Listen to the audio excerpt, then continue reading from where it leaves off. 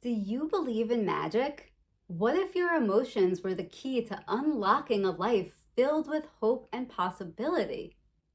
In this special bonus lunar eclipse episode, we explore how to utilize our emotions as powerful messengers guiding us to expand our beliefs and unlock greater potential. While Pluto is still actively revealing the blocks that keep us stuck in the dark, we get to align with the light and become an active co-creator of literal magic. This is your chance to let go of what's keeping you stuck in patterns and start co-creating a future filled with abundance, bliss, and higher purpose. So crack the code with me as we walk through what the chart is showing us and how to actively put that guidance into real life use.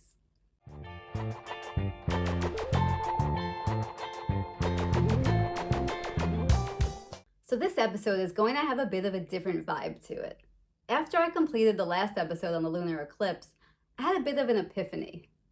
There's an additional T-square in this chart that I notably didn't touch on in the previous episode, specifically because there were already so many themes, aspects, and mechanics at play. It was just too much to crack the code on an additional T-square. However, in my own meditations and healing journey, I came across something, and the chart explains it in such a way that I couldn't not share it. I'm threading in now how I'm utilizing this energy in real time in my own life. So I wanted to create this extra special bonus episode to share it with you in hopes that it's as useful for you as it has been for me. So right now, with Pluto retrograde in Capricorn and me being a Scorpio rising in general, I've been working really hard on facing the depth of my feelings. I have an ingrained program habit of not fully embodying, feeling, and honoring my emotions. After a lot of work, realizations, and honesty, I realized that this is an escape mechanism. For a plethora of reasons, I'm afraid of the depth of my emotions. Very Scorpio. I wasn't raised and modeled with adequate emotional processing tools, so I've been essentially reparenting myself on this particular topic. And I've reached some deep moments of clarity and consciousness on this. So I'm sharing this all in case it's useful for someone out there. I guess Virgo season with Mars in Cancer is really hitting home for me right now. The pattern I noticed within myself was that I'm rarely fully present with my emotions. I have a habit of using my thoughts and actions to escape tough emotions that I don't want to face. What this feels like in my actual body is like when you feel anxiety and instead of being patient and asking yourself why and sitting with it, instead, I sort of attempt to dissociate from it. But it doesn't really work. The feeling is still there, but minimizing and rejecting it causes it to linger in the background, taking me out of presence of whatever is really going on in my present moment. I end up spacey and constantly abandoning myself and trying to occupy my time or think my way out of uncomfortable feelings. So I realize the feeling itself isn't trying to haunt me, it's trying to show me something. When I avoid facing it, I can't see, I can't move through or heal the issue at play, so it loops around endlessly in my mind. Now, I'm sure other people can relate to that. But what I realized even more so as we move into Pluto in Aquarius, that coping mechanism is essentially building and projecting my reality from a frequency of fear. So essentially what happens is, I feel a feeling and then a voice in my head tells my body, no, that's not safe. We can't feel that. So then I'm judging it and rejecting it. I'm essentially telling the universe via my frequency that life is not safe. Being human is not safe. That has literally created physical inflammation and autoimmune disease within my body. Because years of telling myself you're not safe, defend yourself, when the actual problem is really me against me, has trained my body to literally attack itself and never fully feel safe or relaxed. Not only does that suck, but with the prevalence of autoimmune issues popping up, I know I'm not alone here. Now, I'm not a doctor, but it seems pretty obvious to me that emotional self-abandonment can be an important key to autoimmune dysfunction. Now, before I connect my story with the chart directly, please know that this episode is a real-life example of how we can use astrology of your chart and the collective charts to work for you and keep you in more focused alignment. For personalized guidance on where this impacts your life and how you can work with these energies in alignment with your own nodal path and lessons, hit me up for a live one-on-one reading where we can really dig into this together. We can review your chart, decipher how to manage these energies to really make the most of your life purpose, path, relationships, etc. I'll look at it all. Comment below, DM me on Instagram, or visit my website to connect with me directly and book your intuitive evolutionary astrology guidance services. So anyway, it doesn't end there, because there's always that unprocessed fear lingering and buzzing in the background and in the actual cells of my physical body. I continually get that experience projected back at me. It's the law of attraction, but at the frequency level. Since I was a little girl, as long as I can remember, I made both conscious and subconscious efforts to reject fear. I did not want to act on fear to the point that I let it muddy my choices. So instead of feeling through it, I actively rejected it as an emotion. And that also manifested in my life as being a risk taker, because I didn't want to lead with fear. So in order to keep proving to myself that I wasn't really scared, I took a lot of risks and was pretty thrill-seeking as a result. And don't get me wrong, this was a lot of fun too. But the truth was, I kept rejecting a natural human emotion and took actions that were in attempt to prove to myself and others that I was bigger than the feeling. And that maybe wasn't the best, most mature way to handle things. So now I'm here at 43 years old, looking to simply face and feel the fear, but also not continue to project my own world based on that fear. And that's where this T-square comes in. So now the chart. We have Jupiter at 20 degrees Gemini. Jupiter is all about expansion of beliefs and transformation.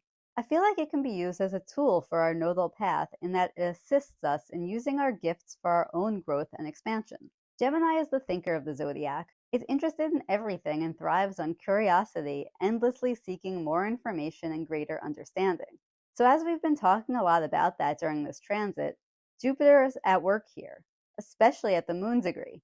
It's showing us how to use information and expand our understanding and beliefs about the world. Sounds great, right? Well, it is. But it's also in a T-square to the opposition of Saturn at 15 Pisces and Mercury now at 14 Virgo. There's a focus on this expansion of information and understanding and how one processes emotions, highlighted particularly at this degree. So on one side we have Saturn, the taskmaster planet, ruler of responsibility, accountability, and commitment, retrograding in the sign of healing, spirituality, and karma. Pisces energy is heavily linked to our subconscious programming. So when Saturn retrogrades, it's kind of like when you're in school and the teacher leaves the class to take a phone call or something. The authority figure is still in the building, but they're down the hall, they're not on top of you, watching your every move to keep you in line. Saturn retrograde is like, okay, we've been working hard and committed to our healing work, but now I'm going to turn away and see how you do on your own. I'm still here influencing your choices, but the accountability is on you directly to make decisions that are in support of managing your emotions and not escaping them. So Saturn's at the Venus degree here. So there's subtext of being in the feminine, being open to receiving and aligning with balance, peace, and harmony in order to increase your quality of life. Basically, Saturn is saying that when you take responsibility for this energy and you're not afraid to look, you have potential to really break free from patterns that are limiting your life experience. Amazing. Now that's in opposition to Mercury 14 Virgo. If there's anything you've learned from the way that I approach these aspects, an opposition creates a tension that is asking for balance. I mean, a T-square is a triangle, or a trine, so there's flow available. It's just at a harsher angle, so it takes conscious effort and management. The energies want to help each other in flow, but it comes through your emotional embodiment of balance. And Mercury is the ruler of both Gemini and Virgo, so it's really expanding and showing us the real importance of understanding information and intellect in this particular T-square. It's even at the Mercury degree, so this entire T-square is trying to show us how we can better understand emotions and how we can solve problems by utilizing information in new ways. And there are very clear messages with this placement. It starts with embodiment. By feeling through our emotions, facing them, and not escaping, we can access the wisdom of what they're really trying to communicate and teach us. So here's how I use this in real life. First, I decided I wanted to try and think back to moments in my life where I was truly present. And I was a little saddened because I realized, even in some of the best moments of my life, I wasn't always really here and present for it. I have a grand trine air in my chart, so I have a tendency to have my head in the clouds a bit. But even in moments that I really wanted to be here, as I scanned my memories, I was able to see that until the last few years where I've been actively focused on this work, I haven't really been naturally present with my feelings. And not just the painful ones, even the best ones. I sometimes miss truly experiencing in real time because they're so overwhelming that my automated subconscious programming is to disconnect from them. And if I'm doing that, what's really the point of being alive and human? I'm not experiencing the full range of the human experience. So what I did was I focused purposely on connecting with an uncomfortable emotion. For me, this was fear and anxiety, the emotions that I reject so easily and most often. I sat purposefully in the discomfort. But then I started to utilize the energy behind these placements to essentially personify the emotion and ask it questions. First off, what am I rejecting and why? Can I name what it is that I'm really afraid of? And why do I feel like it's not safe to feel this feeling? I learned that I was rejecting certain scenarios because I was so scared of being dropped and abandoned.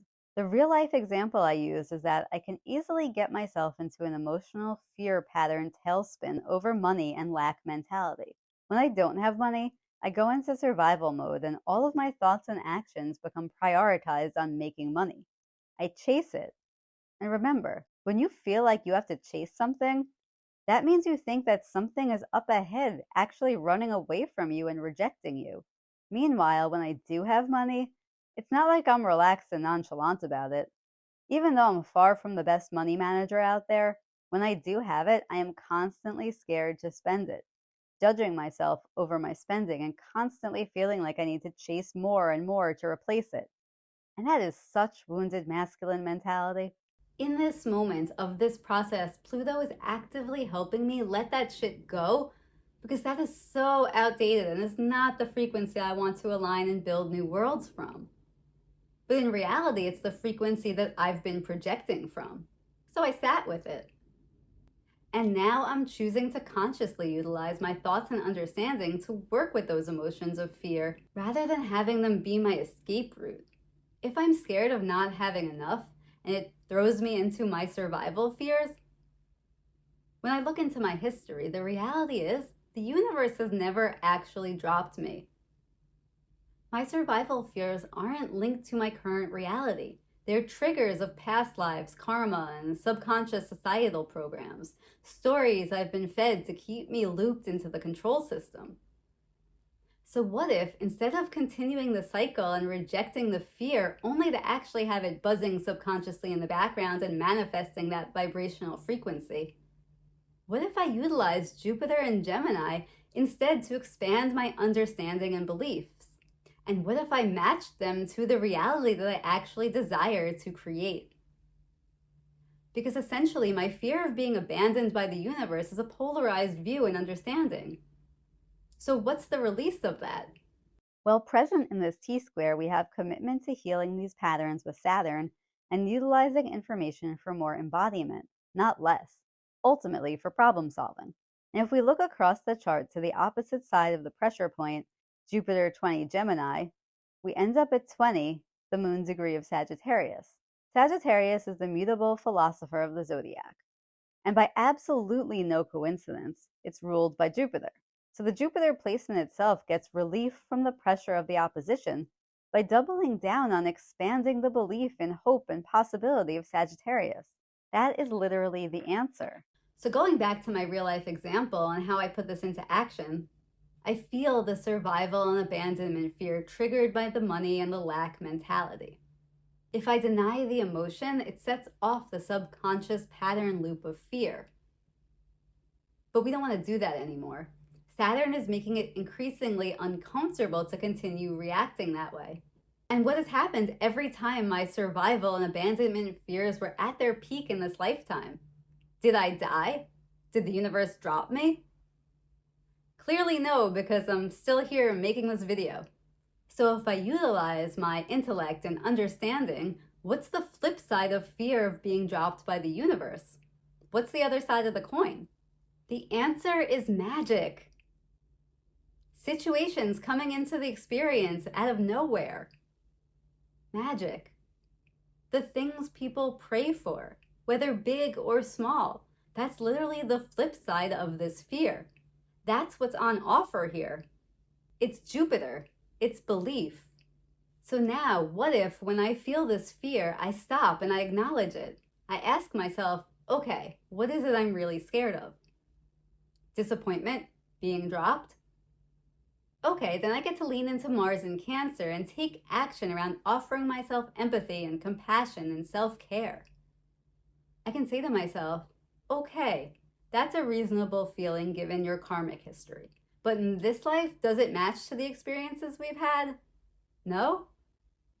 Okay, so maybe consider that instead of abandoning this feeling, it's here to remind you that the universe does and has always supported you and that anything can truly happen. Let's try focusing on that and aligning with that energy of hope and possibility. Let that be the buzzing in the background of your life. Test it out in real time. Let it be an adventure. Let it rebuild your beliefs. The fact that anything can happen can be scary, or it can be absolutely marvelous and magnificent. Let's see how much more magic shows up when you honor hope and possibility.